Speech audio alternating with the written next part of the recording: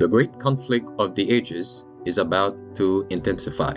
But remember the words of Jesus. In me ye might have peace. In the world you shall have tribulation. But be of good cheer. I have overcome the world. Would you like to know how to exercise courage and fight the good fight of faith? Listen to this devotional. Conflict and Courage, a daily devotional by Ellen G. White. 2 against 1. Wherefore then were ye not afraid to speak against my servant Moses? Numbers 12, verse 8. In the affections of the people and the honour of heaven, she, Miriam, stood second only to Moses and Aaron. But the same evil that first brought discord in heaven sprang up in the heart of this woman of Israel, and she did not fail to find a sympathizer in her dissatisfaction. Had Aaron stood up firmly for the right, he might have checked the evil, but instead of showing Miriam the sinfulness of her conduct, he sympathized with her, listened to her words of complaint, and thus came to share her jealousy.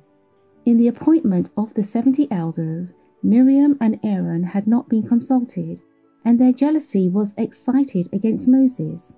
Miriam and Aaron had never known the weight of care and responsibility which had rested upon Moses, yet because they had been chosen to aid him, they regarded themselves as sharing equally with him the burden of leadership, and they regarded the appointment of further assistance as uncalled for.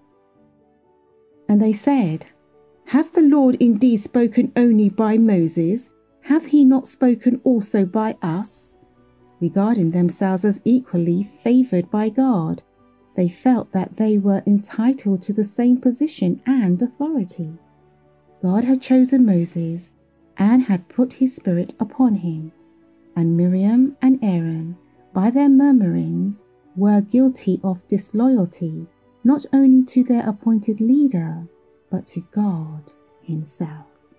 He who has placed upon men the heavy responsibility of leaders and teachers of his people will hold the people accountable for the manner in which they treat his servants.